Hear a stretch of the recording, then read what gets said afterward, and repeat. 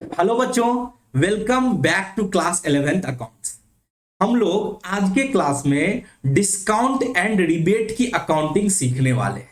Sir, discount and rebate क्या होता है? तो देखो, जब एक बिजनेसमैन अपने कस्टमर को गुड्स सेल्स प्राइस के नीचे बेचता है, यानी एमआरपी जो होता है मैक्सिमम रिटेल प्राइस, उससे नीचे जब अपने गुड्स को कस्टमर को बेचता है, तो वो जो डिफरेंस होता है वो डिस्काउंट और रिबेट कहलाता है।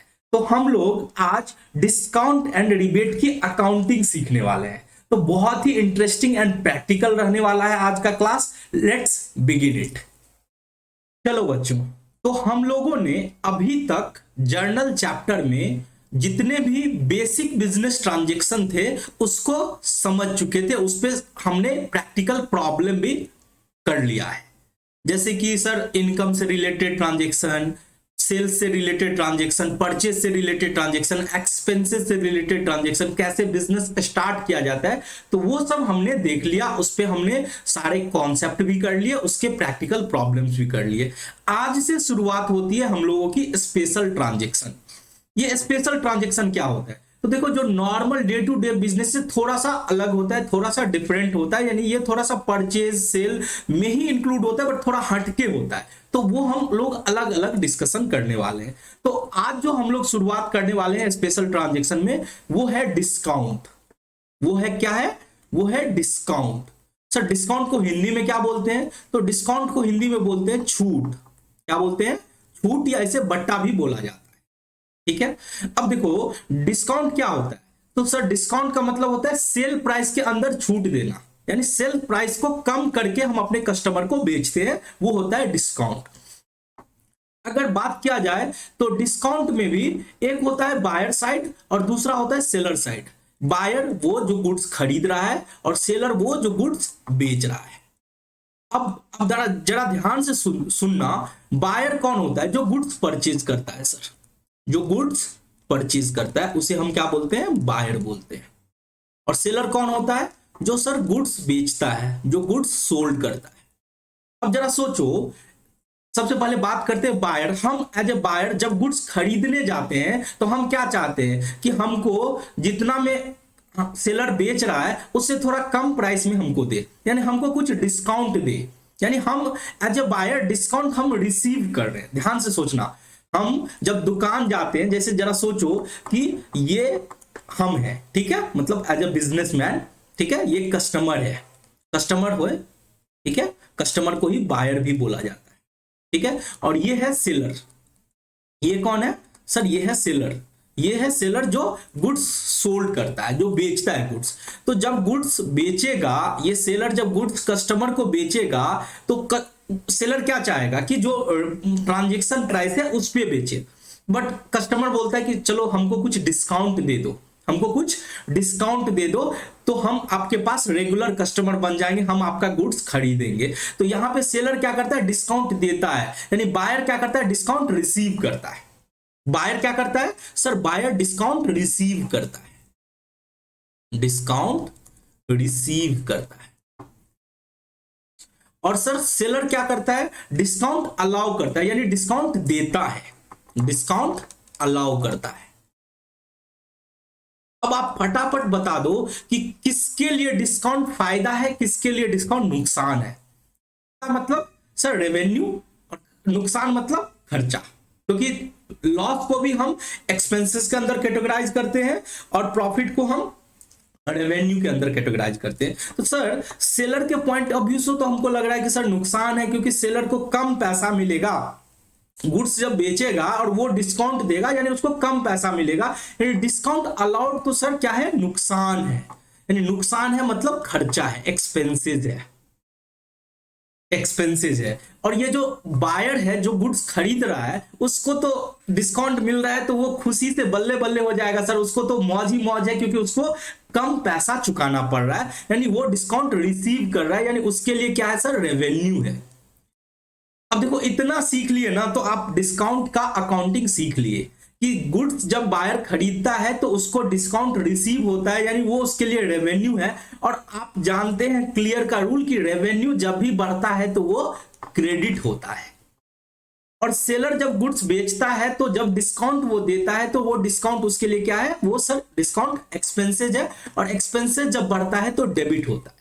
तो बस इतनी कहानी है डिस्काउंट की, इसको हम लोग थोड़ा डिटेल में सीखने वाले हैं, ठीक है। अब देखो आपको थोड़ा सा मैं रिकैप कराता हूं कि आप बेसिक अकाउंटिंग टर्म्स चैप्टर पढ़े थे, वहां पे भी हम लोग डिस्काउंट के बारे में पढ़े थे, तो फटाफट आप देख लो, आपको लिखने की जरूरत नहीं है क्योंकि आप बेसिक अकाउंटिंग टर्म्स ऑलरेडी पढ़ लिए हो। तो मैं उम्मीद करता हूं कि आप ऑलरेडी नोट्स बना लिए होंगे उस चैप्टर का। मैं फटाफट आपको दिखा देता हूं एक बार हमने क्या देखा था। ये देखो बेसिक अकाउंटिंग टर्म्स का मैंने निकाल के आपके सामने में पीडीएफ रखा है। सर हमने देखा था डिस्काउंट का मतलब होता है reduction in price of goods sold, यानी कि जो हम बेच रहे हैं उसके प्राइस में थोड़ा कम करके बेच रहे हैं कस्टमर को। डिस्काउंट तीन टाइप के जनरली होते हैं, एक ट्रेड डिस्काउंट होता है, दूसरा कैश डिस्काउंट होता है, और तीसरा होता है अदर फॉर्म में, जो हम रिबेट के फॉर्म में देखेंगे, स्पेशल डिस्काउंट, कमोडिटी डिस्काउंट। तो हमको रिबेट सीखने को मिलेगा, रिबेट की अकाउंटिंग, कैश डिस्काउंट की अकाउंटिंग एंड ट्रेड डिस्काउंट की अकाउंटिंग। हमने बात किया था ट्रेड डिस्काउंट का। ट्रेड डिस्काउंट क्या होता है? ट्रेड डिस्काउंट होता है reduction in the value of goods sold, जो गुड्स बेचते हैं उसके वैल्यू में कमी करना।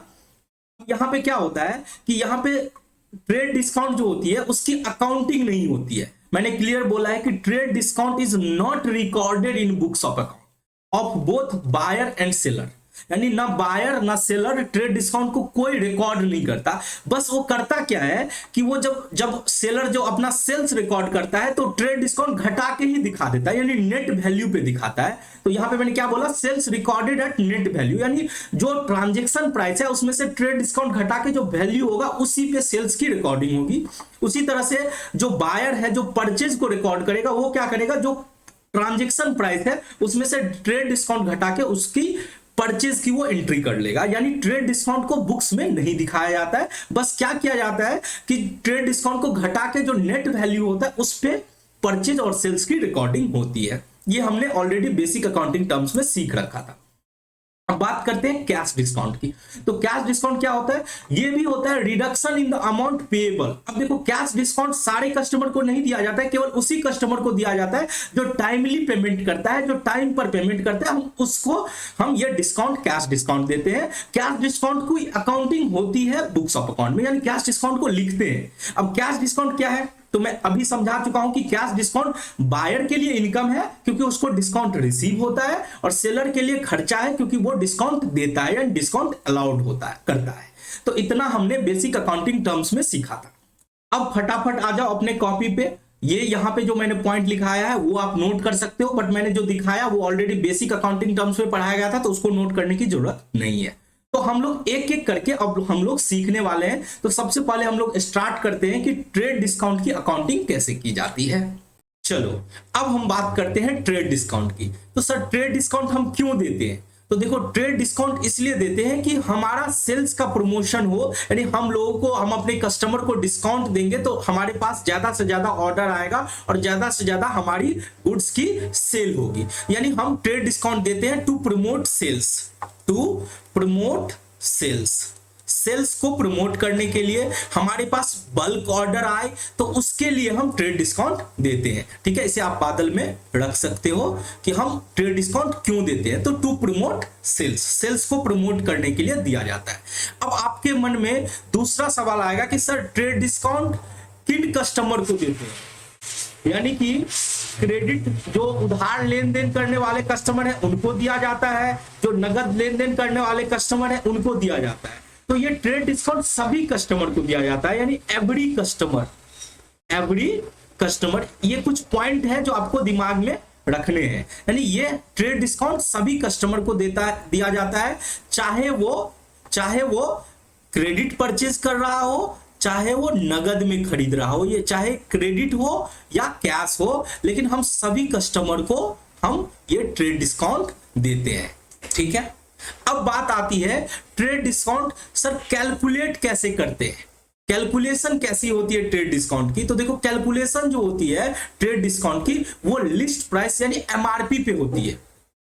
तो यहां पे मैं कैलकुलेशन लिख देता हूं। कैलकुलेशन जो होती है ट्रेड डिस्काउंट की वो किस पे होती है? वो होती है list price. Sir list price किसको बोला जाता है? आप लिस्ट प्राइस को ही ट्रांजैक्शन प्राइस बोल सकते हो, उसी को आप एमआरपी भी बोल सकते हो। ट्रांजैक्शन प्राइस, और उसी को आप एमआरपी भी बोल सकते हो। ठीक है, कैलकुलेशन किस पे की जाती है? लिस्ट प्राइस और एमआरपी पे। तो हमने तीन बातें देखा कि सेल्स को प्रमोट करने के लिए हम ट्रेड डिस्काउंट देते हैं, और ये सभी कस्टमर को देते हैं, चाहे वो हमसे नगद में खरीदता है चाहे हमसे उधार में खरीदता है, हम ट्रेड डिस्काउंट देते हैं। मैं यहां पे आप लोग को समझने के लिए मैं यहां पे लिख देता हूं, नगद और उधार दोनों, नगद और उधार दोनों कस्टमर को दिया जाता है। ठीक है सर, हम ये समझ गए कि ट्रेड डिस्काउंट सेल्स को प्रमोट करने के लिए दिया जाता है, सभी कस्टमर को दिया जाता है, और ट्रेड डिस्काउंट की कैलकुलेशन जो होती है वो लिस्ट प्राइस यानी ट्रांजैक्शन प्राइस उसे ही हम एमआरपी बोलते हैं, उस पर कैलकुलेशन की जाती है। ठीक है, अब आपको एक सरप्राइज वाली बात बताता हूं कि ट्रेड डिस्काउंट का जो बुक्स में उसकी अकाउंटिंग नहीं होती है, यानी ट्रेड डिस्काउंट को हम बुक्स में रिकॉर्ड ही नहीं करते हैं। मैंने क्या बोला कि trade discount is not recorded in books of account. Trade discount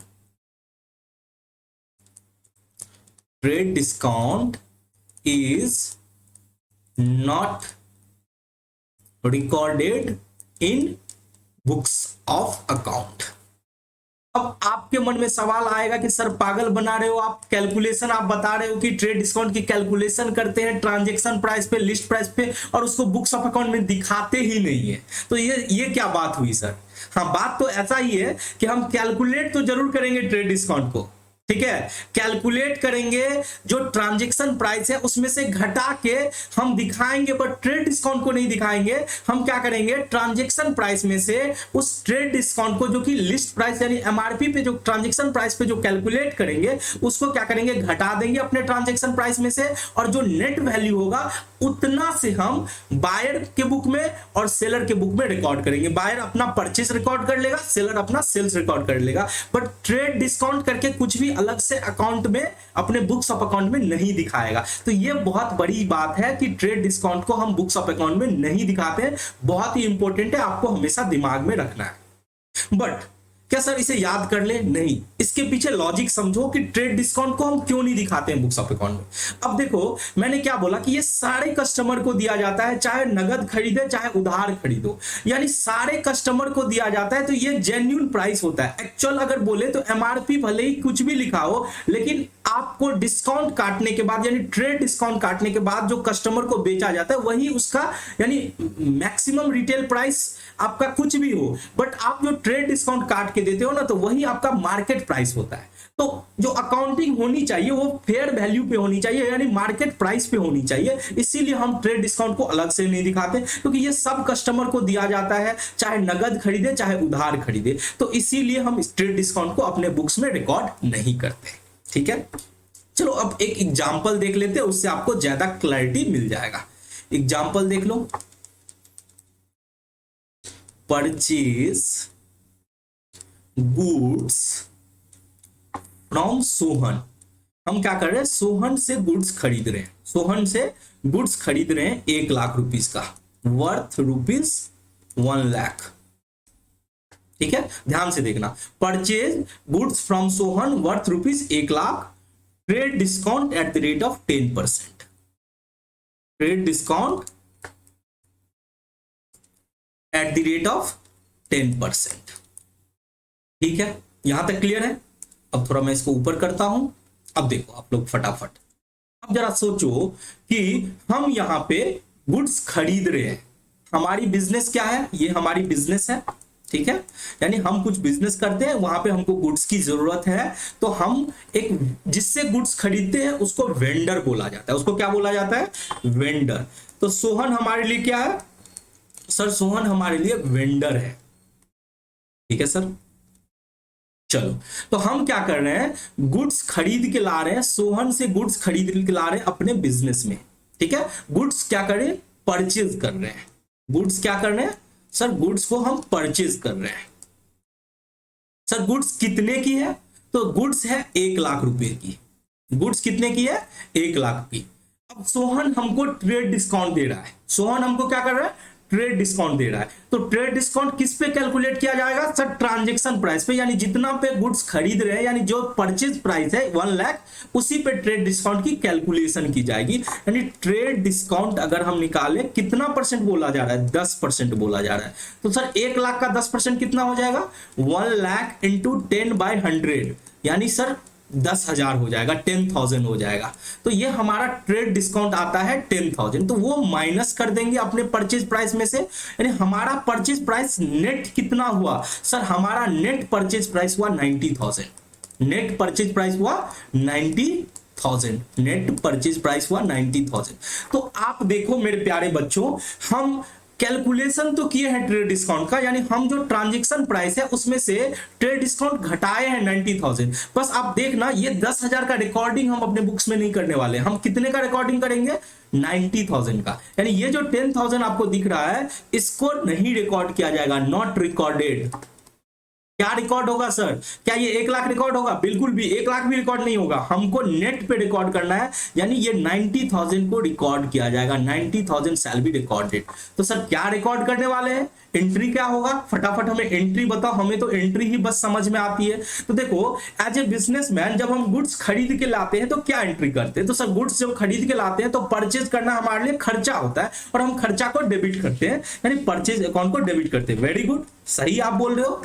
purchase account debit, purchase account क्या हो गया? डेबिट हो गया। कितना से सर परचेज अकाउंट डेबिट होगा? 90,000 से, क्योंकि आपने बोला नेट पे हमको जो है अकाउंटिंग करनी है 90,000। अब बताओ, नाम लिखा हुआ है सोहन से गुड्स खरीदे, तो इसे नगद मान ले या उधार मान ले? सर नाम लिखा हुआ है तो आपको उधार ही मानना पड़ेगा, यानी यहां पे उधार मान लो आप। यानी purchase account debit to Sohan, purchase account debit to Sohan 90,000। ठीक है, तो इस तरह से हम लोग ट्रेड डिस्काउंट की अकाउंटिंग करते हैं। अब आप एक एग्जांपल और देख लो, यहां पे हमने गुड्स खरीदने का एग्जांपल देखा। अब दूसरा एग्जांपल मैं ट्रेड डिस्काउंट का और एक एग्जांपल देके देता हूं। एग्जांपल, यहां पे गुड्स सोल्ड कर रहे हैं, यहां पे क्या कर रहे हैं? Goods sold of rupees 1 lakh, यहां पे 1 लाख या 1 लाख को 1 लाख ही रहने दो। Trade discount at the rate of 5%, trade discount at the rate of 5%। अब जरा देखो, यहां पे मैंने क्या किया? यहां पे जस्ट बोला मैंने गुड्स सोल्ड किया 1 लाख का। अब फटाफट मेरे प्यारे बच्चों गेस करके फटाफट बताओ कि ये 1 लाख जो है हमने गुड्स को बेच रहे, ये कैश सेल माना जाएगा कि क्रेडिट सेल? तो सर कैश सेल होगा या क्रेडिट सेल? अब देखो दिमाग में तो यही आ रहा है, सर नाम नहीं लिखा हुआ है किसी कस्टमर का और हम बेच रहे हैं, नाम नहीं लिखा है, तो हम तो सर इसे नगद सेल यानी कैश सेल ही मानेंगे। क्या मानेंगे? कैश सेल मानेंगे। क्यों मानेंगे? क्योंकि यहाँ पे कस्टमर का नाम नहीं लिखा है। अगर कुछ भी नहीं लिखा है और ये नहीं बोले कि नगद में है या उधार में, कैश में है या क्रेडिट में, तो हम हमेशा कैश ट्रांजेक्शन मानते हैं सर। तो ये गुड सोल्ड जो 1 लाख का है, ये हमारा कैश सेल है। Very good. अब फटाफट बताओ कैश सेल का क्या एंट्री करते हैं? तो सर कैश सेल का तो एक ही एंट्री करते हैं, कैश अकाउंट डेबिट, क्योंकि कैश आता है बिजनेस में और सेल्स हमारे लिए रेवेन्यू है, तो रेवेन्यू को हम क्रेडिट करते हैं। यानी इसका सर अगर एंट्री बोला जाए तो very good, cash account debit हो जाएगा, कैश अकाउंट डेबिट हो जाएगा 1 लाख से, और सेल्स को क्रेडिट कर देंगे टू सेल्स अकाउंट 1 लाख से। हो गया सर। अच्छा, तो ये ट्रेड डिस्काउंट का जो एप्लीकेशन है वो कौन करेगा? सर आप तो बोले ट्रेड डिस्काउंट की अकाउंटिंग नहीं होती, तो छोड़ो सर इसको हटाओ। मैंने क्या बोला था कि ट्रेड डिस्काउंट की अकाउंटिंग नहीं होती, बट इसको कैलकुलेशन में लाया जाता है। आपको देखना चाहिए था कि 1 लाख का गुड्स हमने भले ही बेचा, लेकिन हमने डिस्काउंट दिया, ट्रेड डिस्काउंट 5%। तो 5% कितना होता है सर? 1 लाख का 5% होता है 500 या 5,000। 1 लाख का 5% कितना होता है सर? 1 लाख का 5/100 यानी 5,000 होता है सर। तो 1 लाख में से 5,000 घटेगा तो सर 95,000 होगा। तो हमें 95,000 की सेल्स रिकॉर्ड करनी है, यानी ये जो है वो नेट सेल्स हुआ, नेट सेल्स।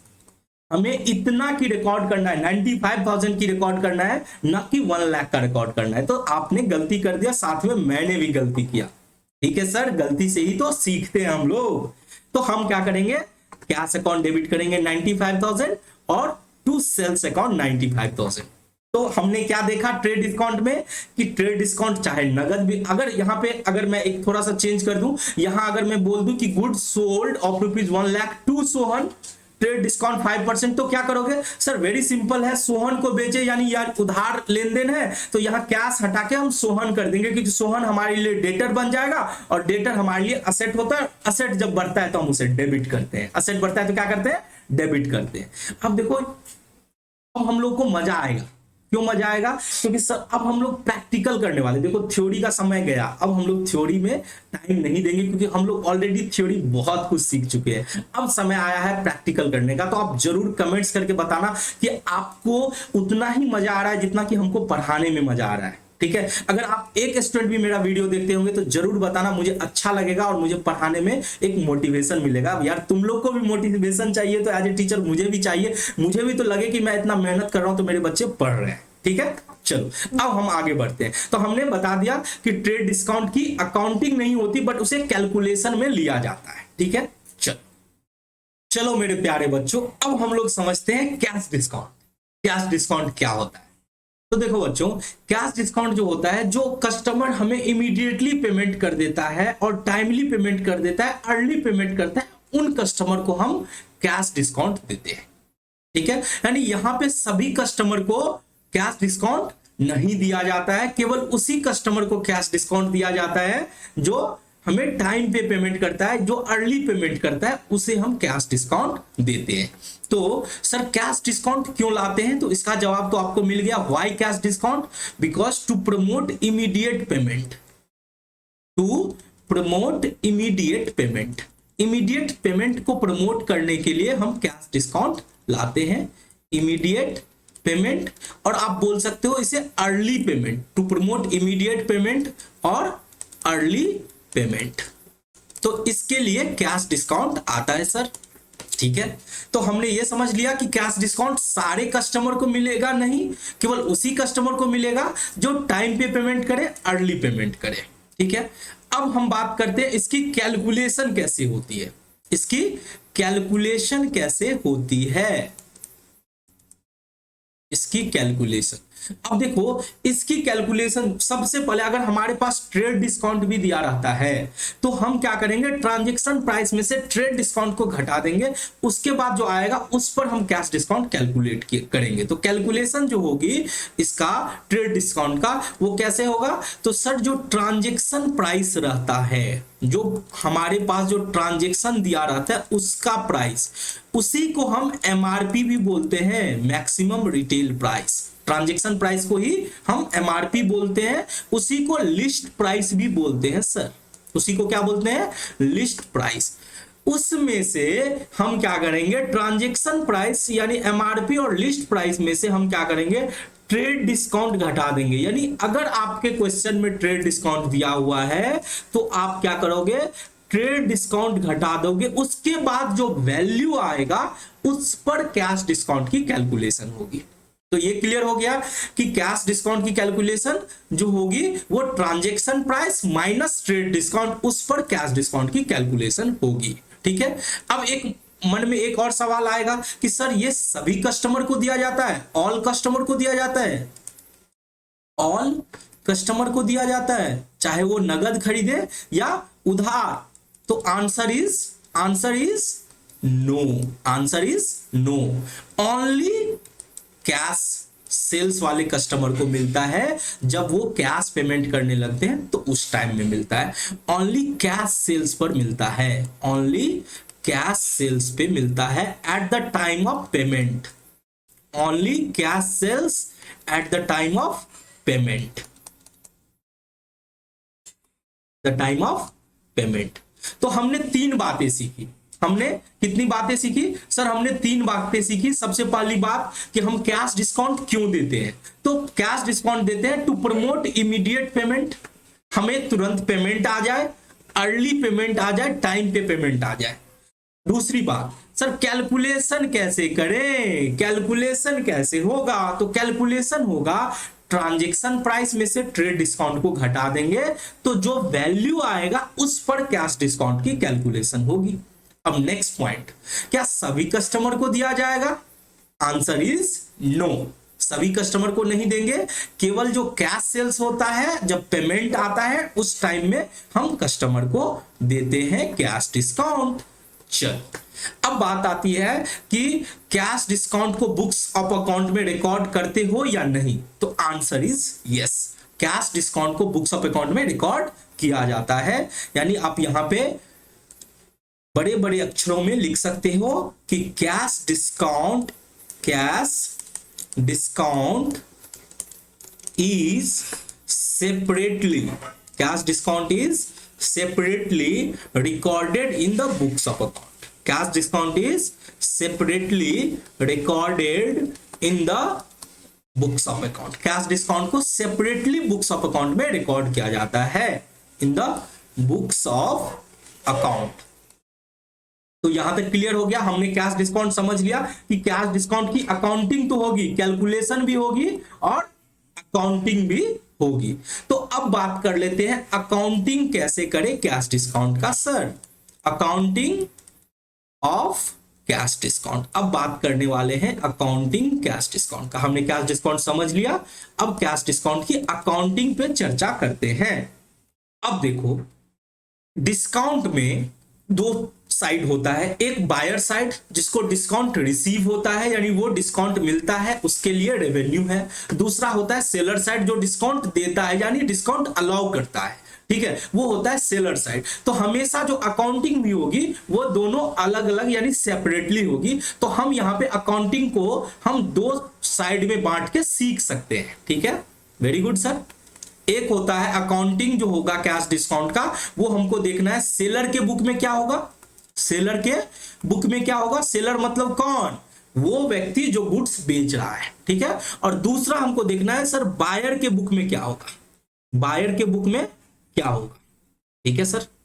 अब देखो सेलर की बुक में क्या होगा, तो सर आपने तो ऑलरेडी सिखा रखा है सर, यहाँ पे आपने सिखाया था कि बायर के बुक, सेलर के बुक में जब वो गुड्स बेचता है तो उसके लिए डिस्काउंट अलाउड होता है यानी वो डिस्काउंट दे रहा है, यानी उसके लिए खर्चा है तो हम डेबिट करने वाले हैं डिस्काउंट अलाउड को, ठीक है। और सर बायर के लिए गुड्स जब खरीदता है वो, तो उसको डिस्काउंट रिसीव होता है यानी उसको डिस्काउंट मिलता है जो कि रेवेन्यू है, इसीलिए हम क्रेडिट करते हैं। तो सब कुछ तो मैं ऑलरेडी पढ़ा दिया हूं, तो टेंशन की कोई बात नहीं है सर। चलो, तो सेलर की बुक में क्या होता है सर, सेलर की बुक में डिस्काउंट अलाउड होता है। सेलर के बुक में क्या बोलते हैं, डिस्काउंट अलाउड, यानी यहां पे क्या हो रहा है, छूट दे रहे हैं, यहां पे क्या हो रहा है, छूट दे रहे हैं, ठीक है। हम अपने कस्टमर को क्या कर रहे हैं, छूट दे रहे हैं, ठीक है। और दूसरा साइड देखा जाए बायर के बुक में, तो यहां पे डिस्काउंट रिसीव कर रहे हैं, डिस्काउंट रिसीव। तो डिस्काउंट रिसीव का मतलब क्या हो रहा है, यहां पे छूट मिल रहा है, यहां पे छूट दे नहीं रहे, यहां पे छूट क्या हो रहा है सर, छूट मिल रहा है, मिल रहा है। अब जरा सोचो कि जब छूट तुम दे रहे हो तो खुशी मिलेगी या तकलीफ होगा, यानी कि तकलीफ होगा कि खुशी मिलेगी। तो देखो हम जब बेचते हैं और जब हमको बेचते हैं और हमको बोला जाता है कि कस्टमर बोलता है कि नहीं तुम 10 रुपया का गुड्स है तुमको 9 रुपया में देना होगा, तो हमको तकलीफ होता है क्योंकि हम छूट दे रहे हैं। यानी हमारे लिए क्या है सर, हमारे लिए तो खर्चा है, डिस्काउंट अलाउड हमारे लिए क्या है सर, एक्सपेंसेस है। और एक्सपेंसेस का तो क्लियर का रूल बताता है कि सर जब भी एक्सपेंसेस होता है तो हम उसे डेबिट करते हैं, हम उसे क्या करते हैं, डेबिट करते हैं। एक्सपेंसेस होता है तो क्या करते हैं, डेबिट करते हैं। और सर डिस्काउंट जब मिल रहा होता है तो बल्ले बल्ले डिस्काउंट मिल रहा होता है, खुशी मिलता है, यानी ये हमारे लिए क्या है, रेवेन्यू है। ये क्या है, रेवेन्यू है। और रेवेन्यू क्लियर क्या बोलता है कि जब भी रेवेन्यू बढ़ता है तो हम उसे क्या करेंगे, क्रेडिट करेंगे। हम क्या करेंगे, क्रेडिट करेंगे, ठीक है। चलो, तो यहां तक तो ऑलरेडी सर आता था, इसमें आपने कुछ नया नहीं बताया, ठीक है। अब यही अकाउंटिंग होता है, यानी आपको यह पता चल गया कि हम किसको डेबिट करने वाले हैं, तो आप अकाउंटिंग भी फटाफट कर लो, ठीक है सर। अब देखो हम जब छूट दे रहे हैं यानी हमारे लिए डिस्काउंट अलाउड डेबिट होगा, तो जब भी कोई कस्टमर आता है और हम उसको छूट देते हैं तो हम डिस्काउंट अलाउड को क्या करेंगे, डेबिट करेंगे। डिस्काउंट अलाउड अकाउंट क्या हो जाएगा, डेबिट हो जाएगा। डिस्काउंट अलाउड अकाउंट क्या हो जाएगा, डेबिट हो जाएगा। और जिस कस्टमर को छूट दे रहे हैं उस कस्टमर का अकाउंट क्या हो जाएगा, क्रेडिट हो जाएगा। कस्टमर जो होता है वो उसका अकाउंट क्या हो जाएगा, क्रेडिट हो जाएगा। और सर जब हम किसी कस्टमर को गुड्स बेचते हैं उधार तो उसको डेटर बोलते हैं, तो आप ऐसा बोल सकते हो सर कि कस्टमर हमारा क्या होगा, डेटर होगा। कस्टमर क्या होगा, डेटर होगा, क्योंकि हम उसी को गुड्स बेच रहे हैं। तो discount allowed account debit to customer account यानी डेटर अकाउंट। अब बात करते हैं कस्टमर को जब गुड्स रिसीव होता है यानी वो जब डिस्काउंट रिसीव करता है तो उसके लिए तो इनकम है, तो डिस्काउंट रिसीव को वो क्रेडिट करेगा यानी to discount receive account, to discount received account, received account. अब वो डेबिट किसको करेगा सर, डेबिट करेगा सेलर को। सेलर कौन होता है, जिससे वो गुड्स खरीदता है। और सर जब डिस्काउंट मिलता है इसका मतलब वो क्रेडिट लेन देन होगा, तो यानी हम आप बोल सकते हो कि क्रेडिटर के अकाउंट को डेबिट करने वाले। जब भी गुड्स खरीदते हैं तो क्रेडिटर को अकाउंट को डेबिट करेंगे टू डिस्काउंट रिसीव अकाउंट। ये हम लोग एक दो एग्जाम्पल करेंगे तो हम लोग को बहुत अच्छे से क्लैरिटी मिल जाएगी। अब हम लोग फटाफट कैश डिस्काउंट की एग्जाम्पल देखते हैं। एग्जाम्पल 1, ठीक है। चलो हम मोहन को पे कर रहे हैं, पेड टू मोहन। आपको पता होगा कि कैश डिस्काउंट जो होता है वो जब हम पेमेंट करते हैं उस टाइम में मिलता है, यानी सेल्स के ट्रांजैक्शन और परचेज के ट्रांजैक्शन के टाइम में नहीं, बल्कि जब पेमेंट होता है। अगर कैश सेल होगा, कैश परचेज होगा तो उसी टाइम में मिलेगा। अदरवाइज जब पेमेंट आता है यानी जब पेमेंट रिसीव होता है, पेमेंट किया जाता है, उस टाइम में कैश डिस्काउंट मिलता है।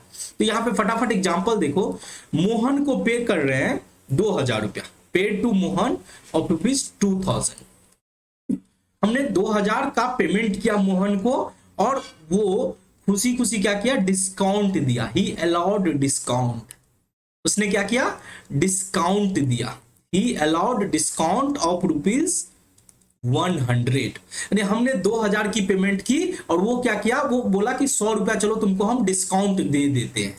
तो जरा ध्यान से सुनना, हम मोहन को पेमेंट कर रहे हैं यानी पैसा किसके पास जा रहा है, मोहन के पास। हमारे पास से कैश क्या हो रहा है सर, जा रहा है। कैश का पेमेंट हो रहा है यानी कैश एसेट है वो घट रहा है, तो कैश को हम क्रेडिट करने वाले। कितने से सर, 2000 से कैश को क्रेडिट करने वाले हैं। चलो ठीक है, हमें एक तो पता चल गया कि हम जो है कैश को क्रेडिट करने वाले हैं 2000 से। अब जरा सोचो कि मोहन का कितना बनता था, तो सर मोहन को हम 2000 पे कर रहे हैं और उसने डिस्काउंट 100 रुपया दिया, यानी मोहन का 2100 टोटल 2100 बनता था।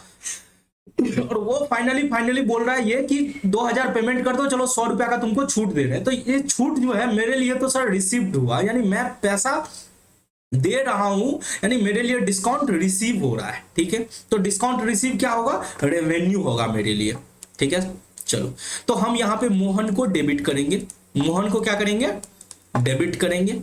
मोहन को डेबिट करेंगे।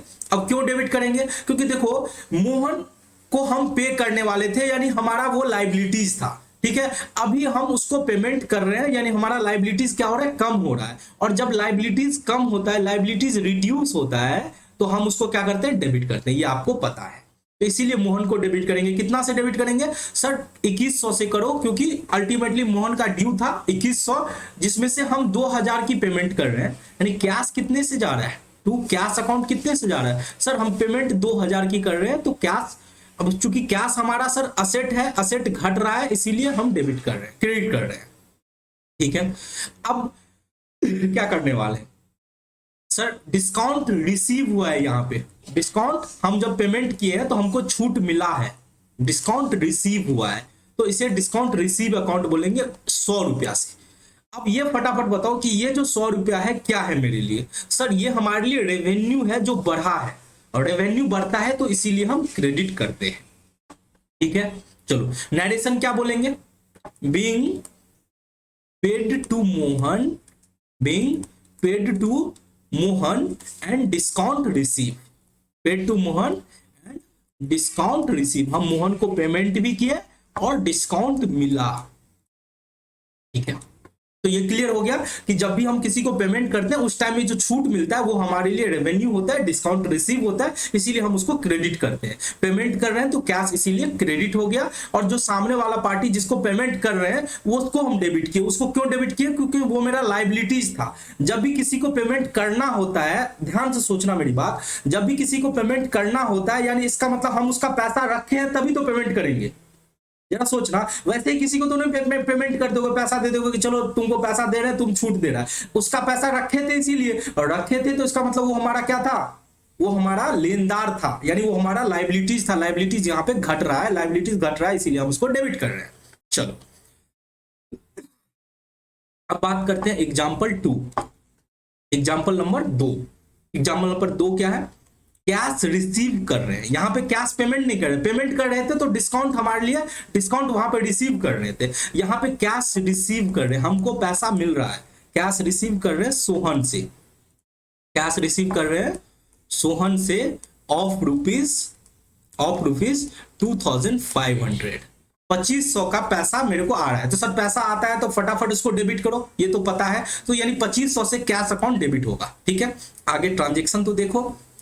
अब हम सोहन से 2500 रिसीव कर रहे हैं, हम उसको कुछ छूट दे रहे हैं, allowed him discount, allowed him discount, यानी हम उसको छूट दिया। यहां पे क्या हो रहा है, छूट दिया। अब यहां पे थोड़ा सेंटेंस, जो थोड़ा हिंदी मीडियम के स्टूडेंट होंगे वो थोड़ा सा हो सकता है कि उनको समझने में दिक्कत हो। यहां पे बोलेंगे सर यहां भी तो अलाउड डिस्काउंट था, यहां भी अलाउड डिस्काउंट था, लेकिन थोड़ा सा देखो वहां पे था ही अलाउड डिस्काउंट, ही मतलब कौन, मोहन दे रहा है। यहां पे छूट कौन दे रहा है, सर यहाँ पे मोहन छूट दे रहा है, यानी हमको छूट मिल रहा है, यहाँ पे मोहन छूट दे रहा है। तो मोहन छूट दे रहा है, इसका मतलब क्या हुआ कि सर हमको छूट मिल रहा है, हमको छूट मिल रहा है। थोड़ा सा इंग्लिश को सीखना होगा, वो धीरे धीरे आप प्रैक्टिस करोगे तो सीख जाओगे। हमको छूट मिल रहा है।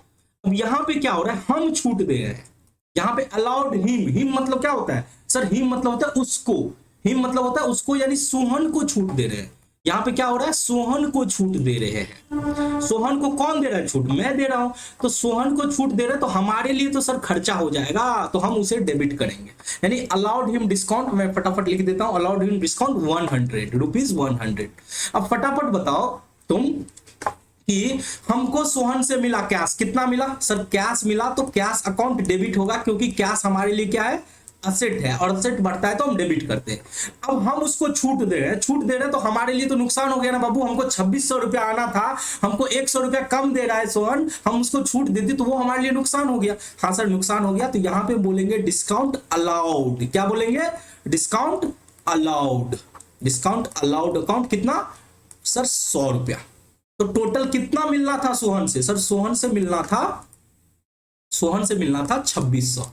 अब सर थोड़ा सा डेबिट और क्रेडिट का थोड़ा रूल भी बता दो, कैश क्यों डेबिट किए, तो सर कैश इसलिए डेबिट किया कि असेट बढ़ रहा था, असेट कैश बढ़ता है तो असेट बढ़ता है तो डेबिट करते हैं। डिस्काउंट अलाउड क्यों डेबिट किए सर, क्योंकि ये खर्चा है और खर्चा बढ़ता है तो हम डेबिट करते हैं। सोहन को क्यों क्रेडिट किए, अब जरा सोचो कि कैश मिल रहा है सोहन से, सोहन कोई मेरा रिश्तेदार है क्या जो हमको पैसा दे देगा, इसका मतलब सोहन हमसे कुछ लिया होगा या हमसे कुछ खरीदा होगा, इसीलिए तो पेमेंट कर रहा है। हाँ सर आप तो बात सही बोल रहे हो, आज के जमाने में कौन किसको फ्री में कुछ देता है, बिल्कुल। तो उससे पैसा मिल रहा है, इसका मतलब उससे हमको मिलना था, वो हमारा डेटर था, यानी हमारा एसेट था, इसलिए सोहन को क्या किया, क्रेडिट किया। तो नरेशन क्या होगा सर, तो नरेशन होगा being cash received from Sohan, being cash received from Sohan and discount allowed, and discount allowed. तो आप नरेशन में देखोगे तो आपको क्लियर हो जाएगा, वहां मैंने नरेशन में क्या लिखा, डिस्काउंट रिसीव, और यहां हमने बोला डिस्काउंट अलाउ। तो यहां पे हमको पैसा मिल रहा था तो हम उसको डिस्काउंट दिए 100 रुपया का। ठीक है, चलो एक और एग्जाम्पल लेते हैं, उससे और आपकी क्लैरिटी अच्छे से हो जाएगी। एग्जाम्पल नंबर 3, यहां पे देखो मैंने क्या बोला कि जनरली जब पैसा आपको आता है या आप पैसा पेमेंट कर रहे हो उस टाइम में कैश डिस्काउंट का ट्रीटमेंट यानी उसकी अकाउंटिंग होती है, लेकिन जब आप नगद खरीदते हो या नगद बेचते हो तो उस टाइम में भी आपको कैश डिस्काउंट का कॉन्सेप्ट आएगा। तो इस एग्जांपल में आप देखो यहां पे क्या कर रहे हैं, हम गुड्स को सोल्ड कर रहे हैं, सोल्ड गुड्स और कैश। याद रखना नगद बेचेंगे तभी कैश डिस्काउंट का कॉन्सेप्ट आ सकता है, उधार में कभी भी नहीं आएगा। Sold goods for cash to Prem, किसी व्यक्ति को बोल रहे हैं कि हम उसको बेच रहे हैं। तो आपको पहले ही सिखा चुके हैं कि जब कभी व्यक्ति का नाम है और साथ में ये बोल दे कि नगद बेच रहे हैं, तो हमको नाम से कोई लेना देना नहीं है, भाड़ में जाए, हमको कोई मतलब नहीं है। नाम से हम लेके क्या करेंगे? जब हमको पैसा आ गया है तो हम उसके नाम को लेके क्या करेंगे? नाम तो तब लिखते हैं ना अपने डायरी में, अपने बुक्स में, जब हमको पैसा मिलना रहता है, यानी पैसा बाकी रहता है, उधार लेन देन करते हैं। तो नगद कर रहे हैं तो हमको नाम से कोई मतलब नहीं है। चलो आगे बढ़ते हैं। Sold goods for cash to Prem of the list price. List price मतलब क्या होता है सर? एमआरपी, ट्रांजेक्शन प्राइस, उसी को लिस्ट प्राइस कहते हैं। Of the list price of ₹10,000। क्या हुआ सर? हिंदी थोड़ा समझा दो। नगद में बेच रहे हैं प्रेम को, जिसका लिस्ट प्राइस है 10,000 रुपया। हम जो गुड्स बेच रहे हैं उसका लिस्ट प्राइस क्या है? 10,000 रुपया, जो हम प्रेम को बेच रहे हैं नगद में। अब यहां पे क्या बोला जा रहा है कि वो जो 10,000 बेच रहे हैं एट ट्रेड डिस्काउंट, वो भी ट्रेड डिस्काउंट भी साथ में दे रहे हैं प्रेम को। कितना परसेंट? ट्रेड डिस्काउंट दे रहे हैं 10%। At trade discount at the rate of 10% and cash discount at the rate of 5%। Cash discount at the rate of 5%। तो यहां पे क्या कर रहे हैं? प्रेम को नगद में बेच रहे हैं 10,000 का गुड्स, वो भी 10% के ट्रेड डिस्काउंट पे और 5% के कैश डिस्काउंट पे। क्लियर हो गया? चलो अब जरा देखो इसकी एंट्री क्या करोगे। तो सर एंट्री करने से पहले थोड़ा कैलकुलेशन करो, तो क्योंकि यहाँ पे ट्रेड डिस्काउंट भी है और कैश डिस्काउंट भी है, तो कैलकुलेशन तो करना पड़ेगा सर। तो चलो करते हैं। सेल्स देखते हो, देखो सेल्स कितना है? लिस्ट प्राइस सेल्स का कितना है? List price. तो सर सेल्स का लिस्ट प्राइस है 10,000। अब फटाफट बताओ कि उसमें ट्रेड डिस्काउंट कितना है? तो सर ट्रेड डिस्काउंट 10% है। ट्रेड डिस्काउंट कितना है? 10%। 10% बोले तो सर 10% मतलब 10,000 का 10%, 10/100। ठीक है, तो 10,000 का 10/100 क्या हो जाएगा? 1,000 हो जाएगा सर। ये माइनस हो जाएगा, ट्रेड डिस्काउंट क्या हो जाएगा? माइनस हो जाएगा। यानी आप एक्चुअल में 9,000 का गुड्स बेचे हो, यानी ये अमाउंट ड्यू है, इतना पैसा आना है। बट हमने क्या किया? कैश डिस्काउंट भी दे दिया। हमने क्या किया? कैश डिस्काउंट दे दिया। कैश डिस्काउंट कितना दे दिया? तो सर कैश डिस्काउंट हम 5% दे दिए। अब यहां पे बच्चे गलती करते हैं, 5% 10,000 पे कैलकुलेट कर लेते हैं। लेकिन मैंने चीख के चिल्ला के बताया है कि कभी भी ट्रांजेक्शन प्राइस पे अगर ट्रेड डिस्काउंट भी दिया रहे तो पहले ट्रेड डिस्काउंट को क्या करो? घटा लो, और जो वैल्यू आए उस पर कैश डिस्काउंट कैलकुलेट करो। तो यहां पे थोड़ा सा आप गंभीर होके एकदम ध्यान से सोचना कि सर ने क्या बताया। सर ने क्या किया? सेल्स प्राइस में से ट्रेड डिस्काउंट घटा दिया, जो अमाउंट ड्यू हुआ उस पर कैश डिस्काउंट निकाला जाएगा। तो फटाफट बताओ 9,000 का 5% कितना होगा? सर 9,000 का 5/100 हो जाएगा 450 रुपया, जो माइनस करने वाले हैं। तो 450 माइनस करेंगे, 9,000 में से 450 माइनस करेंगे तो कितना होगा? माइनस करेंगे तो होगा 8,550। 8,550 यही पैसा एक्चुअल में आपको मिलेगा। यानी यही आप चूंकि बेचे हो तो आप कैश रिसीव इतना से करोगे, कैश रिसीव इतना से करोगे। ठीक है सर, एंट्री बता दो। अब अपने कैलकुलेशन तो कर लिया, अब एंट्री क्या करने वाले हैं? बेचने का क्या एंट्री करते हो? फटाफट बताओ। बेचने का एंट्री करते हैं सर, नगद बेचने का तो कैश टू सेल्स, उधार बेचते हैं तो कस्टमर का नाम टू सेल्स करेंगे। तो सर यहां पे तो नगद बेच रहे हैं तो कैश टू सेल्स होगा। फटाफट लिख दो cash to sales. Cash account debit to sales. Sir cash account debit to sales, cash कितना आया?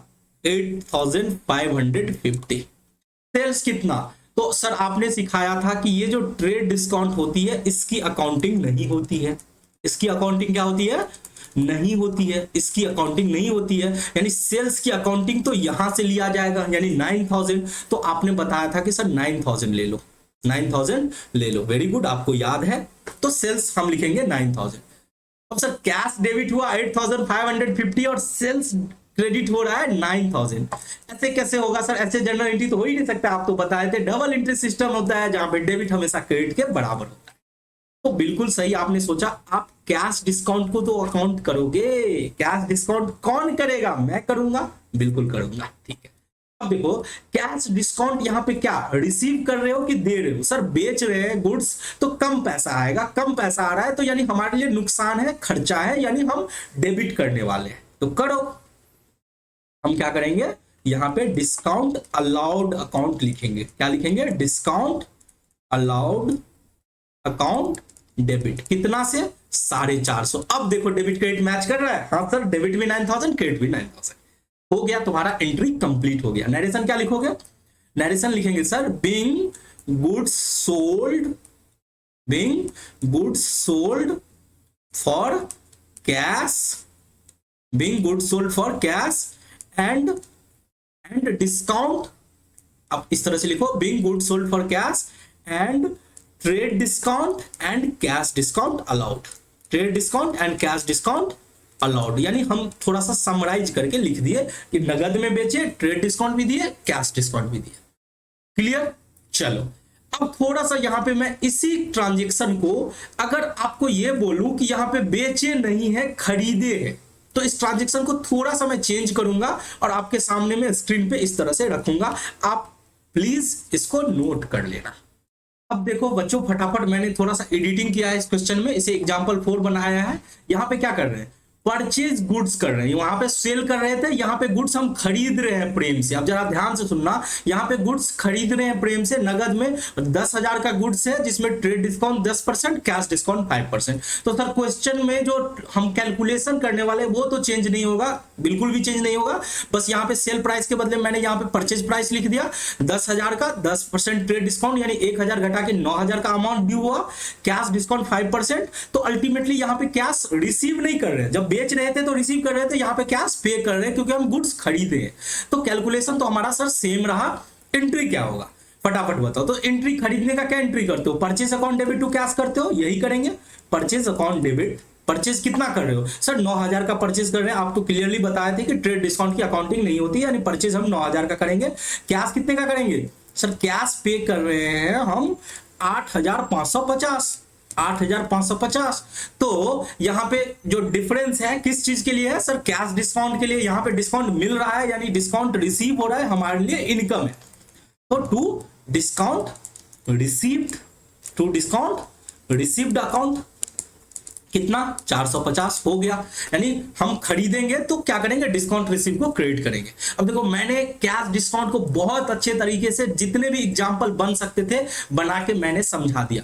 आई होप आपको मजा आया होगा कैश डिस्काउंट में और अच्छे से आपने एंजॉय किया होगा क्लास। चलो बच्चों, तो हमने कैश डिस्काउंट सीख लिया, हमने ट्रेड डिस्काउंट सीख लिया। अब देखो डिस्काउंट के अंदर ही एक कॉन्सेप्ट होता है फुल सेटलमेंट का, फुल एंड फाइनल सेटलमेंट का। ये क्या होता है सर, अब देखो क्या होता है कि हमने परचेज किया, हमने सेल किया, उस टाइम में कोई डिस्काउंट का कॉन्सेप्ट हमने मतलब डिस्काउंट के बारे में डिस्कस नहीं किया। जब हम गुड्स बेच रहे थे तो डिस्काउंट के बारे में डिस्कस नहीं किए, हमने उधार बेच दिया। मान के चलो आप चिंटू हो, मैंने आपको 5,000 का गुड्स आपको बेचा, आप बोले कि हम आपको बाद में पेमेंट कर देंगे, यानी उधार बेचा। अब जब आप पेमेंट करने के लिए आए ना तो आप बोले कि देखो 5,000 तो नहीं है मेरे पास, मैं क्या करता हूँ 4,800 पे कर देता हूँ, 4,800 पे करता हूँ, 200 रुपया आप हमको डिस्काउंट दे दो। यानी हम लोग के बीच में ये डिस्कशन पहले नहीं हुई थी, बेचते टाइम में और खरीदते टाइम में। अब बाद में बोल रहे हो कि 200 रुपया का छूट दे दो। हमने भी सोचा कि मेरा रेगुलर कस्टमर है, चलो 200 रुपया का छूट मांग रहा है, दे देते हैं। तो इसको बोलते हैं कि आपने क्या बोला कि 4,800 का पेमेंट कर देता और अब मेरे को फुल एंड फाइनल सेटलमेंट कर दो। यानी 5,000 का आपको बेचा था बट अब 4,800 दे रहे हो और बोल रहे हो फुल एंड फाइनल सेटलमेंट कर रहे हो। तो यहाँ पे क्या हो रहा है, यहाँ पे डिस्काउंट का कॉन्सेप्ट आ रहा है। तो आपको तो डिस्काउंट मिल गया, बल्ले बल्ले आप डिस्काउंट रिसीव हो गया आपके लिए, ठीक है। और हमारे लिए क्या हो गया, आज हमने आपको बेचा है तो हमको तो डिस्काउंट आपको दिया तो हमारे लिए खर्चा हो गया। यानी फुल सेटलमेंट में भी दो टाइप के होते हैं, एक तो डेटर, आप बोल सकते हो कि डेटर के पॉइंट ऑफ व्यू से, दूसरा होता है क्रेडिटर के पॉइंट ऑफ व्यू से। डेटर मतलब क्या हुआ सर, जिस व्यक्ति को हम बेच रहे हैं, ठीक है। यानी हम एज आप बोल सकते हो सेलर के पॉइंट ऑफ व्यू से मैं बात कर रहा हूं, सेलर के पॉइंट ऑफ व्यू से बात कर रहा हूं और यहाँ पे बायर के पॉइंट ऑफ व्यू से बात कर रहा हूं, ठीक है। तो सर सेलर के पॉइंट ऑफ व्यू से हम जो डिस्काउंट देते हैं, किसको देते हैं, डेटर को देते हैं। डिस्काउंट किसको देंगे, जिस व्यक्ति को बेचेंगे उसी को डिस्काउंट देंगे, यानी डेटर को देंगे। और डेटर को देंगे तो यहाँ पे क्या वर्ड आएगा सर, यहाँ पे आएगा डिस्काउंट जब देंगे तो उसको बोलेंगे डिस्काउंट अलाउड। क्या बोलेंगे, डिस्काउंट अलाउड। यानी कि ये खर्चा है सर, और खर्चा है तो हमको पता है सर, खर्चा है तो डेबिट हो, ठीक है। दूसरा अगर बात करें बायर के पॉइंट ऑफ व्यू से, तो सर बायर जो व्यक्ति होता है जो उधार खरीदता है जिससे खरीदता है उसको बोलते हैं क्रेडिटर।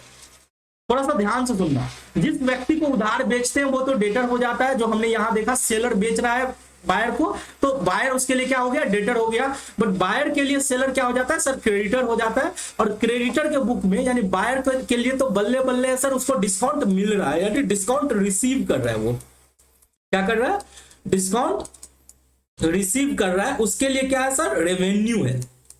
रेवेन्यू होगा तो सर डिस्काउंट रिसीव क्रेडिट होगा। ठीक है, तो आपको ये कॉन्सेप्ट थोड़ा समझ में आया। इसको एग्जांपल के थ्रू बहुत ही मजेदार तरीका से हम लोग सीखेंगे, कोई टेंशन लेने की बात नहीं है। चलो अब इसका एग्जांपल देखो, फुल एंड फाइनल सेटलमेंट का एग्जांपल क्या है सर, अमाउंट ड्यू है, क्या है, अमाउंट ड्यू है विथ राम। अमाउंट ड्यू है विथ राम, कितने का, 5000 का। अमाउंट ड्यू है विथ राम ऑफ ₹5000। ठीक है सर, 5000 का अमाउंट ड्यू है राम से। ठीक है, वेरी गुड।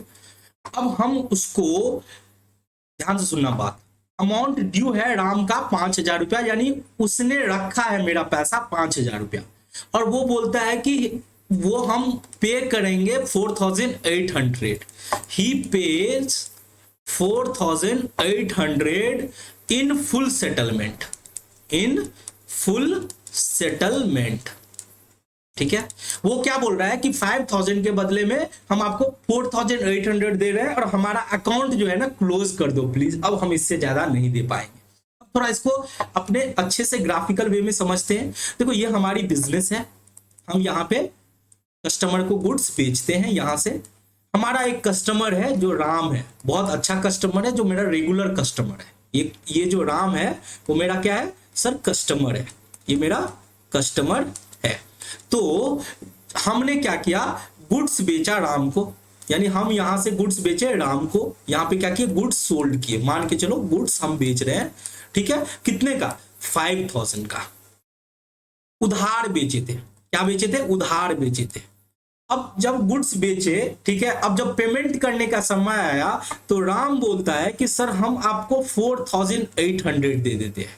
राम कितना पे किया, 4800, और बोलता है कि मालिक अब हमको फुल सेटलमेंट कर दो, यानी हमारा अकाउंट जो है ना फुल सेटल कर दो।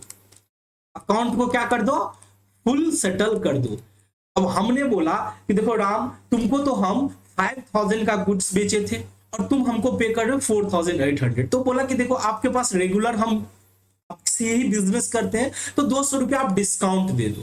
तो हमने भी मान लिया कि चलो ठीक है, हम इसको डिस्काउंट दे देते हैं। तो अब हम चूंकि हम किसकी अकाउंटिंग करने वाले हैं, बिजनेस की, तो बिजनेस की अकाउंटिंग के लिए यहाँ पे डिस्काउंट हमारे लिए क्या हो गया सर, यहाँ पे हम डिस्काउंट अलाउ कर रहे हैं। क्या कर रहे हैं, डिस्काउंट अलाउ कर रहे हैं। तो डिस्काउंट अलाउ कर रहे हैं तो हमारे लिए तो सर खर्चा हो गया, हमारे लिए क्या हो जाएगा, खर्चा हो जाएगा, और खर्चा होगा तो सर हम डेबिट करेंगे। वेरी गुड, क्लियर है। चलो अब हम फटाफट एंट्री करते, क्या करेंगे एंट्री। जब अमाउंट राम ने पे किया 4800, तो हमारे पास सर कैश कितना का आएगा, कैश आएगा सर जितना वो पे किया 4800। ठीक है, 4800 पे किया, हमने उसको छूट दिया 200 का, यानी हम डिस्काउंट अलाउ किए। डिस्काउंट क्या किए, अलाउ किए 200 का, यानी हमारे लिए नुकसान हो गया। तो नुकसान को हम क्या करते हैं, डेबिट करते हैं। और राम का खाता हमने क्या किया, क्लोज कर दिया 5000 से। अब थोड़ा सा एनालिसिस करेंगे हम लोग, कैश क्यों डेबिट किए, क्योंकि सर असेट है और बढ़ता है तो हम डेबिट करते हैं। डिस्काउंट क्यों डेबिट किए, क्योंकि सर खर्चा है, खर्चा बढ़ता है तो डेबिट करते हैं। और राम, अब देखो सर किसी से पैसा तो वैसे नहीं आएगा, इसका मतलब राम मेरा पैसा रखा था वो आज दे गया, यानी हमारे लिए वो डेटर था सर, डेटर था, इसीलिए तो पैसा वो आज वापस कर रहा है, यानी हम उसको गुड्स बेचे थे वो आज वापस कर रहा है। तो ये हमारे लिए असेट था, और असेट आज वो बोल रहा है कि हमारा खाता क्लोज कर दो, यानी फ्यूचर में अब उससे पैसा नहीं आने वाला है सर, जो दे दिया वो दे दिया, यानी हमारा असेट क्या हो रहा है, कम हो रहा है। तो असेट रिड्यूस होता है तो हम उसको क्रेडिट करते हैं। नरेशन क्या होगा, नरेशन तो वही होगा जो ऊपर में लिखा हुआ है कि अमाउंट जो है रिसीव किए राम से इन फुल सेटलमेंट। क्या लिखेंगे, amount receive from Ram, amount receive from Ram in full settlement, amount receive from Ram in full settlement. हमने फुल सेटलमेंट में क्या किया, अमाउंट रिसीव कर लिया। चलो अब फटाफट एक दूसरा एग्जांपल देख लो। यहां पे एग्जांपल थोड़ा सा चेंज करूंगा। यहां पे क्या हो रहा था, फर्स्ट एग्जांपल में क्या होता, हमको पैसा आ रहा था यानी हम डिस्काउंट दे रहे थे। अब दूसरा में हम पे कर रहे हैं, हम क्या कर रहे हैं, पे कर रहे हैं ₹9,500 किसको, मोहन को। मोहन को हम पे कर रहे हैं, वो भी फुल सेटलमेंट में, in full settlement of rupees, in full settlement of his dues. उसका जो ड्यू था वो था 10,000 का। अब यहां पे देखो हम क्या कर रहे हैं कि 10,000 का ड्यू था, हमने मोहन को बोला 9,500 दे देते हैं, अपना फुल सेटलमेंट करा लो। तो यहां पे क्या हो रहा है, यहां पे हमारी ये बिजनेस है, यहां पे हमारी क्या है, बिजनेस है, और यहां पे ये हमारा मोहन है।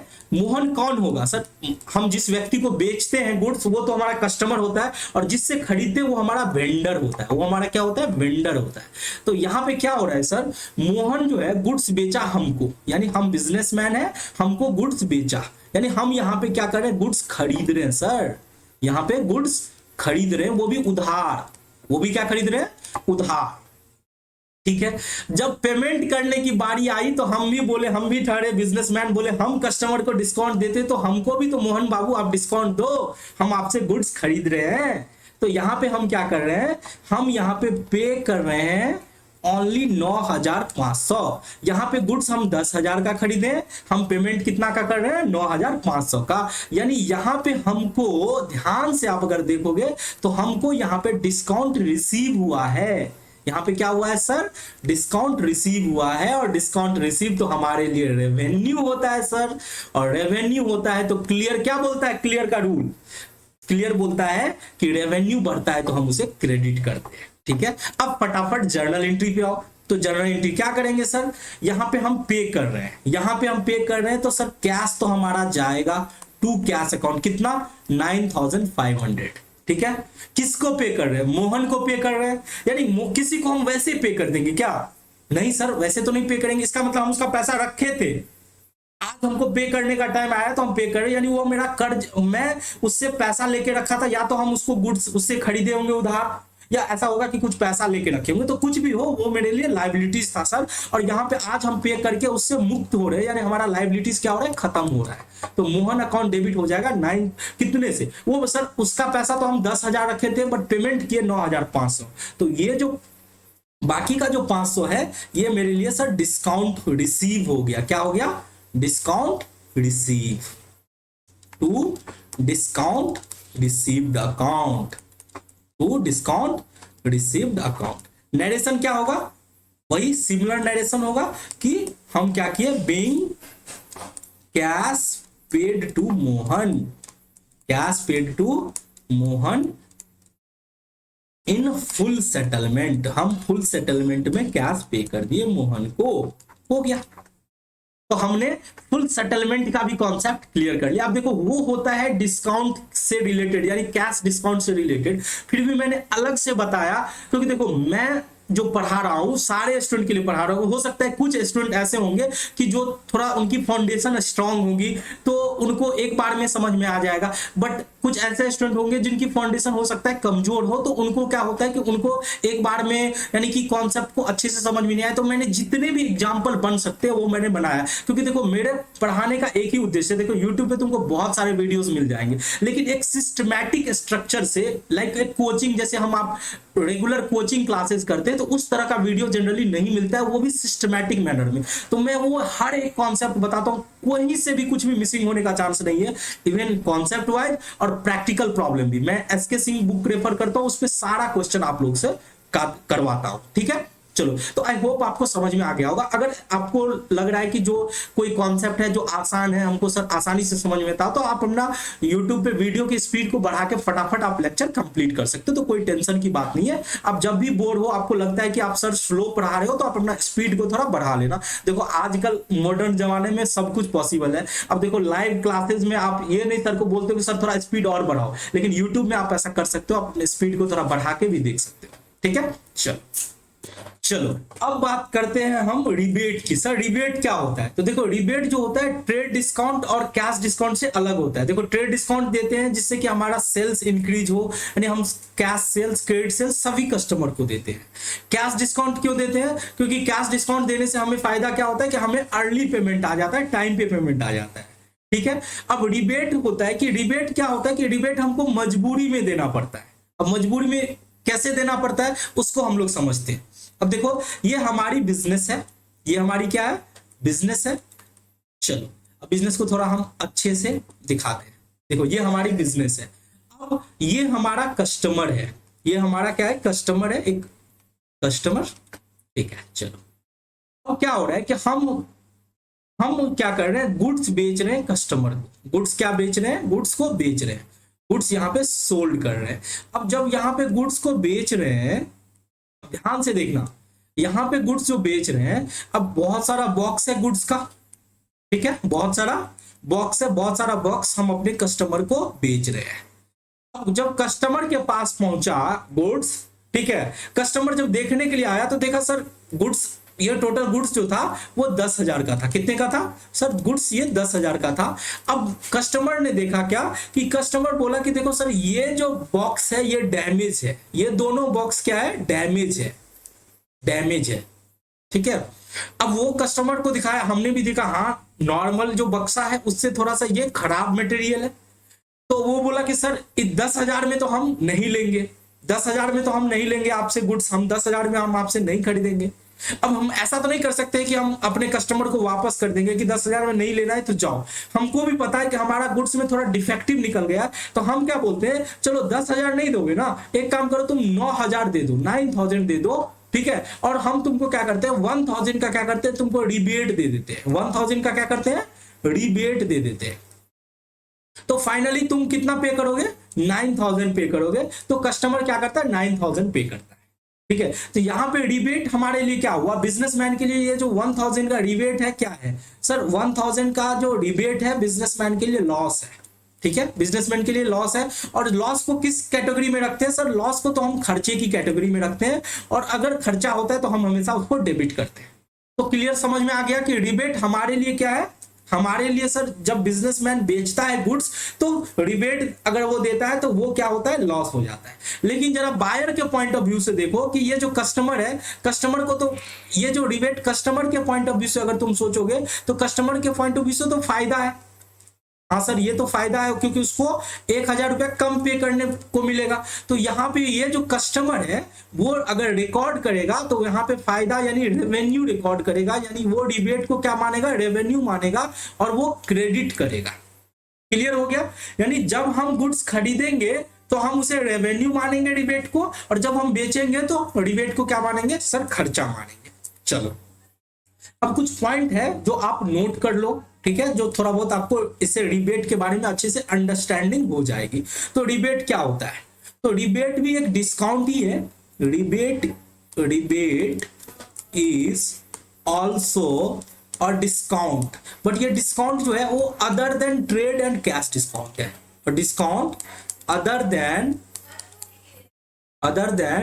Trade discount and cash discount, other than trade discount and cash discount. ठीक है। तो रिबेट क्या है? रिबेट एक डिस्काउंट है जो ट्रेड डिस्काउंट और कैश डिस्काउंट से क्या होता है? अलग होता है। अब रिबेट क्यों अलाउ करते हैं सर? इसका एग्जांपल दे दो। तो रिबेट अलाउ करते हैं for poor quality of goods. तो रिबेट का रीजन क्या है? तो रिबेट जो होता है वो जनरली जो अलाउ होता है फॉर पुअर क्वालिटी, यानी आपका जो गुड्स है उसका क्वालिटी अच्छा नहीं है। For poor quality of goods, यानी आप जो गुड्स बेच रहे हो उसकी क्वालिटी अच्छा नहीं है, इसीलिए हम रिबेट देते हैं। ठीक है। चलो रिबेट क्या करता है सर? रिबेट जो है सेल्स वैल्यू को रिड्यूस करता है। क्या करता है? रिबेट जो है वो रिड्यूस करता है, रिबेट रिड्यूस करता है the sales value of goods, sales value of goods, यानी कि जो गुड्स की सेल्स वैल्यू होता है उसको क्या करता है? रिबेट क्या करता है? रिड्यूस कर देता है। रिबेट क्या करता है? कम कर देता है। चलो, तो रिबेट तो हमको सर समझ में आ गया कि रिबेट भी एक प्रकार का डिस्काउंट ही है जो ट्रेड डिस्काउंट और कैश डिस्काउंट से अलग है। ठीक है, समझ में तो आ गया। अब थोड़ा अकाउंटिंग की बात कर लेते हैं। सर अकाउंटिंग कैसे करेंगे रिबेट की, अकाउंटिंग कैसे करेंगे रिबेट की? तो देखो बच्चों, मैंने आपको बताया कि यहाँ पे रिबेट की भी अकाउंटिंग जो होगी वो आपको देखना होगा कि बायर साइड में आप कर रहे हो कि सेलर साइड में कर रहे हो। मैंने क्या बोला कि आप सेलर के बुक में कर रहे हो या बायर के बुक में कर रहे हो। अगर आप सेलर के बुक में कर रहे हो तो आपको क्या देखने को मिलेगा सर, सेलर जो बेचता है जिस व्यक्ति को, उसको बोलते हैं डेटर। तो यानी आप देखोगे डेटर, आप डेटर को रिबेट दे रहे हो। किसको रिबेट दे रहे हो? अब मैं यहां पे लिख देता हूं, आप डेटर को रिबेट दे रहे हैं, रिबेट दे रहे हैं। ठीक है, तो यहां पे सेलर को अगर ध्यान से देखोगे तो सेलर के बुक में क्या हो रहा है, डेटर को रिबेट दिया जा रहा है। तो सर डेटर को अगर रिबेट देंगे तो यहां पे रिबेट क्या होगा, रिबेट हम अलाउ कर रहे हैं। रिबेट क्या कर रहे हैं, अलाउ कर रहे हैं, यानी रिबेट अलाउ कर रहे हैं, यानी ये हमारे लिए सर खर्चा हो जाएगा, ये हमारे लिए एक्सपेंसेस हो जाएगा। सर रिबेट क्या हो जाएगा, एक्सपेंसेस हो जाएगा। और हमको पता है सर एक्सपेंसेस को हम डेबिट करते हैं। ठीक है, तो अगर बात करें जर्नल की तो क्या होगा जर्नल। अब सोचो कि हम डेटर को रिबेट दे रहे हैं, किसको रिबेट दे रहे हैं, डेटर को। तो सर रिबेट तो खर्चा है, तो फटाफट वाले रिबेट को आप डेबिट कर लो। रिबेट अलाउड अकाउंट क्या हो जाएगा, डेबिट हो जाएगा। रिबेट अलाउड अकाउंट क्या हो जाएगा, डेबिट हो जाएगा to debtor account, to debtor account. Debtor account को क्रेडिट क्यों किया, क्योंकि जिस व्यक्ति को रिबेट दे रहे हैं उसको तो फायदा हो रहा है ना, यानी वो उतना से कम पैसा देगा, इसीलिए रिबेट अलाउड को हम डेबिट किए और डेटर को क्रेडिट किए। अब बात करते हैं सर बायर के बुक में। किसके बुक में बात करते हैं, बायर के बुक में, बायर्स बुक। अब जरा सोचो कि बायर जो गुड्स खरीद रहा है वो किससे खरीद रहा है, सर सेलर से खरीद रहा है, सिंपल सी बात है। तो जिस व्यक्ति से हम गुड्स खरीदते हैं, उधार खरीदते हैं, उसको क्या बोलते हैं सर, उसको बोलते हैं क्रेडिटर। उसको क्या बोलते हैं, क्रेडिटर। यानी कि हमको क्रेडिटर से रिबेट मिल रहा है, यानी हमको आप बोल सकते हो सेलर से रिबेट मिल रहा है। आप यहां पे अगर ब्रैकेट में लिखना चाहो तो आपको समझने के लिए, आपको यहां पे अंडरस्टैंडिंग हो जाएगी कि आपको क्या हो रहा है, सेलर से रिबेट मिल रहा है, सेलर से रिबेट मिल रहा है, सेलर से रिबेट मिल रहा है। तो यहां पे क्या करेंगे, रिबेट आपको रिसीव हो रहा है। आपको क्या हो रहा है, रिबेट, सर रिबेट रिसीव हो रहा है। और सर रिबेट रिसीव हो रहा है तो ये तो क्लियर है कि सर ये रेवेन्यू है। ये क्या है, रेवेन्यू है, तो क्रेडिट होगा, इसमें कोई डाउट नहीं है। जर्नल एंट्री क्या होगा, सर रेवेन्यू है यानी रिबेट रिसीव तो क्रेडिट होगा ही होगा। रिबेट रिसीव्ड अकाउंट क्रेडिट होगा। और डेबिट क्या होगा सर, डेबिट तो हमारा क्रेडिटर होगा। क्रेडिटर अकाउंट क्या हो जाएगा, डेबिट हो जाएगा टू रिबेट रिसीव्ड अकाउंट। तो हम समराइज में फटाफट बोले तो क्या होगा, सेलर के बुक में सर हम रिबेट अलाउड रिकॉर्ड करेंगे, खर्चा रिकॉर्ड करेंगे, और बायर के बुक में रिबेट रिसीव्ड रिकॉर्ड करेंगे, यानी रेवेन्यू रिकॉर्ड करेंगे। ठीक है, अब फटाफट एक एग्जांपल भी कर लेते हैं जिससे आपको क्लैरिटी मिल जाएगा। ठीक है, हम क्या कर रहे हैं, गुड्स सोल्ड कर रहे हैं, गुड्स क्या कर रहे हैं, सोल्ड कर रहे हैं टू राम ऑफ ₹10,000। हम क्या कर रहे हैं, राम को हम गुड्स बेच रहे हैं 10,000 का, एंड अलाउड हिम रिबेट, हम उसको रिबेट दे रहे हैं ऑफ ₹1,000। हम क्या कर रहे हैं, 1,000 का रिबेट दे रहे हैं। अब जरा ध्यान से सुनो, देखो ट्रेड डिस्काउंट ही एक ऐसा होता है जिसको हम अकाउंटिंग में नहीं लाते हैं, यानी कैलकुलेशन करके नेट पे रिकॉर्ड करते हैं। अब यहां पे हमारी सेल तो है 10,000 की, सर सेल कितने की है, 10,000 की। ठीक है, रिबेट मिल रहा है, रिबेट मिल रहा है 1,000 का। तो सर कैश हम रिसीव जो करेंगे वो 9,000 करेंगे। तो यानी अमाउंट जो ड्यू होगा, आप बोल सकते हो अमाउंट जो ड्यू होगा वो 9,000 का। अमाउंट कितने का ड्यू होगा, 9,000 का। तो सर इसकी एंट्री क्या होगी, अब जरा सोचो, आप ही बताओ क्या एंट्री होगी। तो सर सेल की तो 10,000 की एंट्री होगी, तो सेल्स जो होगा 10,000 का होगा। ठीक है, और ये जो राम को हम बेच रहे हैं, देखो कुछ नहीं बोला गया है तो हम मानेंगे कि उधार बेच रहे हैं। ठीक है, उधार बेच रहे हैं, उधार में हम रिबेट दे सकते हैं। कैश डिस्काउंट ऐसा था कि हम उधार में कैश डिस्काउंट नहीं दे सकते, बट रिबेट तो हम उधार में भी देते हैं। ठीक है, तो चलो राम को हम कितने में बेच रहे हैं, तो सर राम को बेच रहे हैं 10,000 का गुड्स, 1,000 का रिबेट देके बेच रहे हैं, यानी 9,000 में बेच रहे हैं। तो राम को कितना देना होगा फ्यूचर में, तो सर राम को तो 9,000 ही देना होगा। वो तो 9,000 का, यानी अगर हम राम राम हमारे लिए क्या है सर, हम इसको उधार बेचे तो वो हमारा डेटर है यानी एसेट है, तो कितने का एसेट होगा सर, वो 9,000 का ही एसेट होगा। तो यानी राम को हम डेबिट करेंगे कितने से सर, 9,000 से। और ये जो 1,000 का जो रिबेट है ये हमारे लिए खर्चा है, नुकसान है, क्योंकि हम 1,000 कम करके राम को रिकॉर्ड कर रहे हैं, यानी रिबेट हमारे लिए यहाँ पे रिबेट हम अलाउ कर रहे हैं, रिबेट क्या कर रहे हैं, अलाउ कर रहे हैं, वो डेबिट हो जाएगा कितने से, 1,000 से। और हम सेल कितने का रिकॉर्ड करेंगे सर, सेल रिकॉर्ड करने वाले हैं 10,000 का, सेल कितने का रिकॉर्ड करने वाले हैं 10,000 का। ठीक है, तो ये तो समझ में आ गया कि अगर हम किसी को बेचते हैं, ठीक है, तो हम सेल उतना से, उसी तरह से अगर हम यहाँ पे परचेज का, मैं हाथों हाथ यहीं पे अगर मैं इसको थोड़ा सा चेंज कर दूं ट्रांजेक्शन को, और यहाँ पे अगर परचेज की बात कर लूं, ठीक है, कि अगर राम के बुक में बोला जाए कि in the books of Ram क्या रिकॉर्ड होगा, मैं क्या बोल रहा हूं, in the books of Ram हम क्या रिकॉर्ड करने वाले हैं। अगर हमको राम के बुक में अकाउंटिंग करने के लिए बोला जाए तो in the books of Ram क्या रिकॉर्ड होगा, तो चूंकि सर राम तो खरीद रहा है, राम क्या कर रहा है, खरीद रहा है, तो वो तो परचेज अकाउंट डेबिट करेगा ना सर, वो तो खरीद रहा है, कितने का गुड्स खरीद रहा है सर, वो 10,000 का गुड्स खरीद रहा है, तो परचेज तो डेबिट करेगा 10,000 का। लेकिन वो जो हमसे खरीद रहा है, चलो मान के चलते हैं हमारा नाम नहीं लिखा है, तो हम जिस व्यक्ति से हम खरीदते हैं उसको क्या बोलते हैं सर, उसको क्रेडिटर बोलते हैं। तो क्रेडिटर कितना का, वो लाइबिलिटीज उसका कितना का बन रहा है सर, क्रेडिटर तो क्योंकि वो 9,000 ही पे करेगा तो 9,000 का क्रेडिटर बन रहा है। अब नाम लिखा रहा था जिस व्यक्ति से खरीदते तो वो नाम लिख देता, लेकिन नहीं लिखा हुआ है तो हम क्रेडिटर अकाउंट लिखेंगे। और सर उसको रिबेट मिल रहा है, रिबेट मिल रहा है, रिबेट रिसीव्ड अकाउंट हो गया 1,000, तो यानी कि परचेज वो रिकॉर्ड किया 10,000 से और रिबेट 1,000 से, क्रेडिटर 9,000 से। तो आई होप आपको रिबेट का सारा कॉन्सेप्ट अच्छे से समझ में आ गया होगा। चलो अब हम लोग बात करते हैं ट्रेड डिस्काउंट, कैश डिस्काउंट और रिबेट में क्या क्या डिफरेंस है। देखो कभी कभी 3 से 4 मार्क्स का क्वेश्चन आ जाता है, तो ये आज आप लोग का लास्ट टॉपिक रहेगा, इसको खत्म करके आज का क्लास हम लोग ओवर कर देंगे।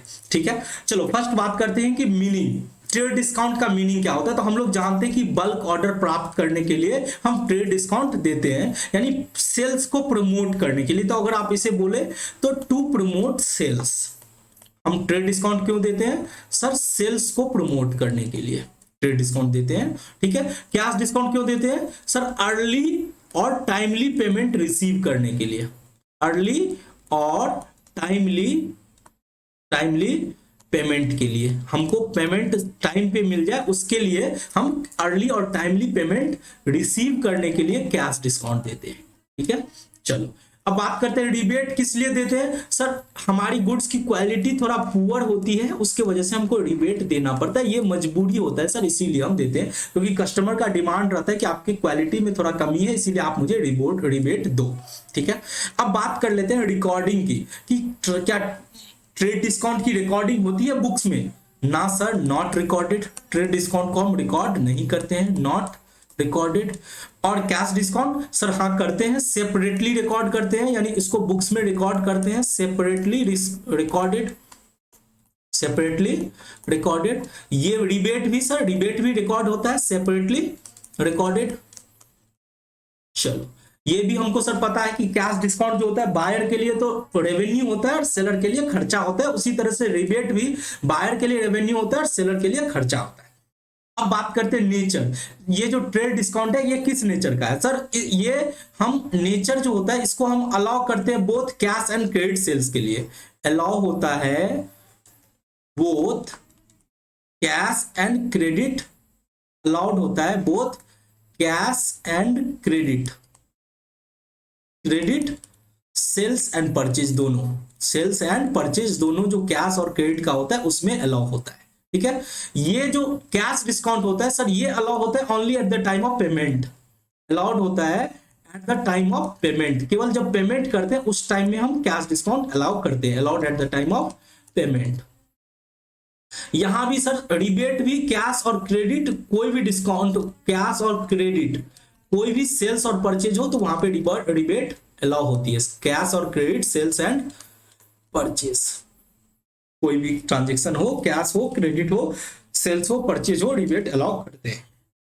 अब बात करते हैं इनवॉइस, इनवॉइस में देखो ट्रेड डिस्काउंट जो होता है इनवॉइस में से घटा के दिखाया जाता है, यानी डिडक्ट कर देते हैं। ट्रेड डिस्काउंट को क्या कर देते हैं, डिडक्ट कर देते हैं इनवॉइस से।